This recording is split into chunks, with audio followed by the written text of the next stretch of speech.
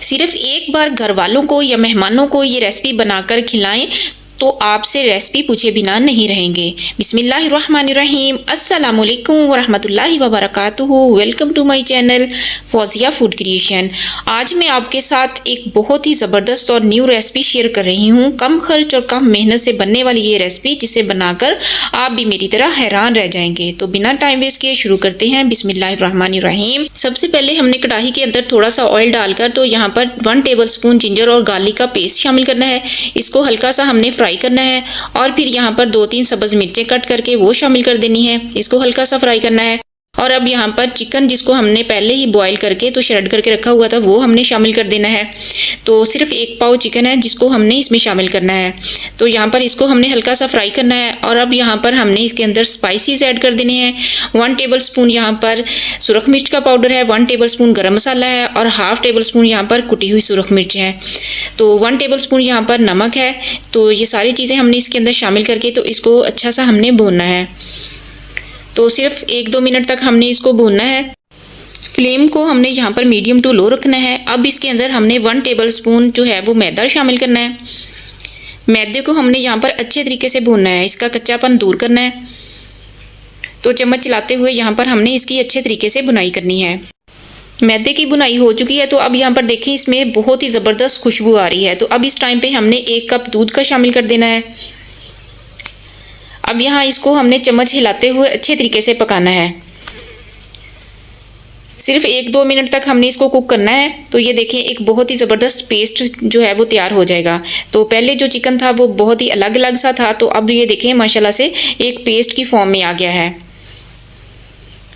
तो यहाँ पर हमने इसको अच्छे तरीके से इसकी बुनाई करनी है। तो ये देखिए माशाल्लाह से बहुत ज़बरदस्त तैयार हो गया है। तो अब इस टाइम पे हमने 1 स्लाइस जो है ब्रेड का वो शामिल करना है। इसको मैंने गीला किया था तो हल्का सा पानी के साथ तो फिर इसमें शामिल किया था। तो अब हमने इसको चम्मच के साथ अच्छे तरीके से इस पेस्ट में मिक्स कर देना है। तो सिर्फ 1-2 मिनट में इसको ऐसे ही अच्छे तरीके से भूनना है और इसका बहुत ही ज़बरदस्त एक पेस्ट जो है वो तैयार हो जाना है। तो ये देखिए माशाल्लाह से बहुत ही ज़बरदस्त जो है वो पेस्ट तैयार हुआ है। तो अब इसके अंदर हमने बाकी चीज़ें शामिल करनी है। तो धनिया है जिसको मैंने कट करके थोड़ा सा वो शामिल किया है। 1 टेबलस्पून यहाँ पर लेमन जूस है, 1 टेबलस्पून सोया सॉस है, 2 टेबलस्पून यहाँ पर केचप है और थोड़ी सी इसमें मायोनीज जाएगी। अब इन सारी चीज़ों को हमने अच्छे तरीके से इसके अंदर चिकन के अंदर मिक्स करनी है। तो हाथ से भी इसको कर सकते हैं, तो यहाँ पर चम्मच के साथ भी इसको कर सकते हैं। तो अच्छे तरीके से इस सारी चीज़ों को हमने इसके अंदर शामिल करना है। तो सबसे पहले पेस्ट को हमने ठंडा कर लेना है। तो ठंडे पेस्ट में ये सारी चीज़ें हमने शामिल करनी है। अच्छे तरीके से हमने इसके अंदर मिक्स कर देना है। तो ये देखें माशाल्लाह से बहुत ही ज़बरदस्त तरीके से ये सारी चीज़ें जो हैं वो मिक्स हो चुकी हैं। तो अब हमने एक और पेस्ट तैयार करना है। उसके लिए यहाँ पर 3 आलू है जिसको मैंने बॉईल कर लिया था, तो इसको हमने शामिल करना है। तो इसको सबसे पहले हमने एक मैशर के साथ अच्छे तरीके से मैश करना है। आलूओं को हमने यहाँ पर बहुत ही अच्छे तरीके से मैश करना है, तो कोई भी गुठली, कोई भी इसमें किसी किस्म का लम्स ना रहे। तो यहाँ पर देखिए इसको हमने आलूओं को अच्छे तरीके से हाथ से मैश करना है।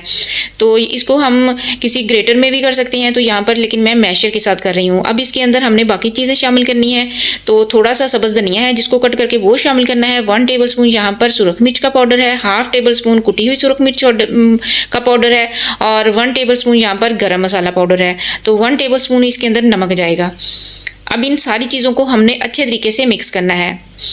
तो इस आलूओं के पेस्ट में हमने इन सारी चीज़ों को बहुत ही अच्छे तरीके से मिक्स करना है। ये काम आप हाथ से भी कर सकते हैं, चम्मच के साथ भी कर सकते हैं। तो ये देखें माशाल्लाह से सारी चीज़ें जो हैं वो हमने बहुत ही अच्छे तरीके से इसके अंदर मिक्स कर ली हैं। तो ये आलूओं का जो एक पेस्ट है बहुत ही ज़बरदस्त सा हमारा रेडी हो चुका है। अब इसके अंदर हमने एक चीज़ और शामिल करनी है। तो 2 टेबलस्पून यहाँ पर हमने इसके अंदर कॉर्नफ्लोर शामिल करना है। इसको हमने अच्छे तरीके से इस पेस्ट के अंदर मिक्स कर देना है। इससे जो स्नैक्स की जो बाइंडिंग है वो बहुत ही अच्छे बनेंगी। तो जब हम इसको फ्राई करेंगे तो ये बिखरेंगे नहीं ऑयल में। तो ये देखें हमारा आलूओं का एक बहुत ही ज़बरदस्त सा जो है वो पेस्ट तैयार हो चुका है। इसी तरीके से जो हमने दूसरा चिकन का पेस्ट तैयार किया था वो भी हमने ये देखें एक दूसरे बोल में बहुत ही अच्छा सा ये भी रेडी कर लिया है।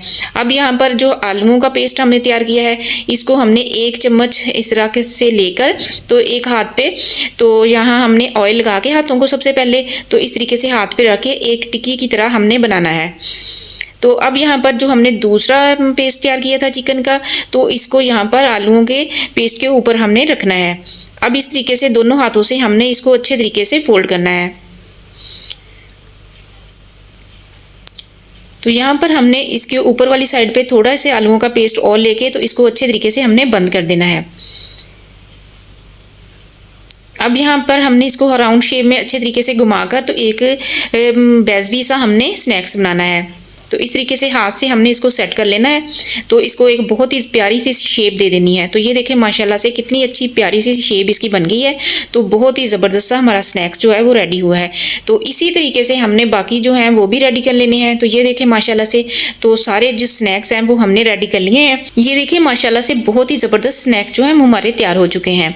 तो अब यहाँ पर एक बॉल के अंदर हमने 1 कप मैदा लेना है, हाफ टी स्पून यहाँ पर नमक लेना है और 1 टीस्पून यहाँ पर सुरख मिर्च पाउडर लेना है।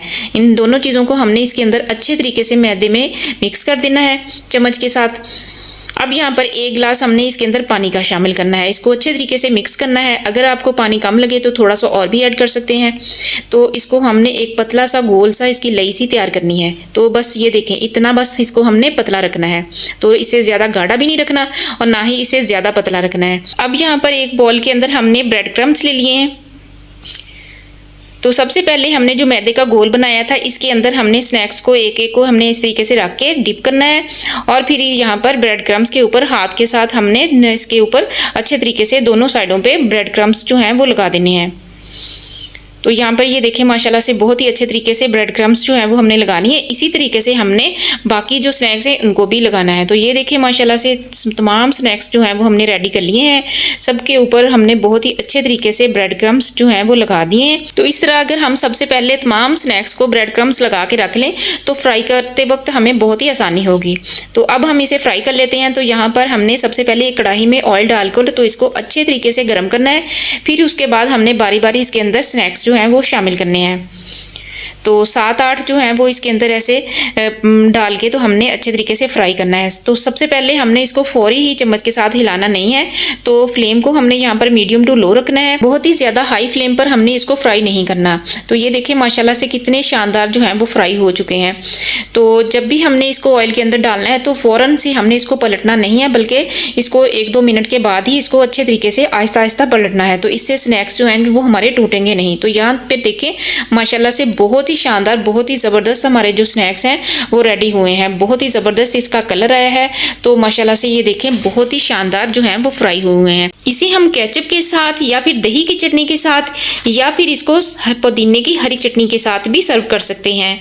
तो बच्चों के लंच बॉक्स के लिए या चाय के साथ बनाने के लिए एक बहुत ही ज़बरदस्त रेसिपी है। आप लोग इसको ज़रूर ट्राई कीजिए। तो कम खर्च और कम मेहनत से बनने वाली ये रेसिपी जिसे बनाकर आप भी मेरी तरह हैरान हो जाएंगे। तो इसे आप घर वालों को या फिर मेहमानों को बनाकर खिलाइए तो इंशाल्लाह सभी को बहुत ज़्यादा पसंद आएगी और आपसे रेसिपी पूछे बिना नहीं रहेंगे। अगर आपको मेरी रेसिपी अच्छी लगे तो प्लीज़ मेरे चैनल को सब्सक्राइब कीजिए और वीडियो को लाइक भी कीजिए। अपना बहुत सा ख्याल रखिएगा। तो मिलते हैं एक नई वीडियो में, तब तक के लिए अल्लाह हाफिज़।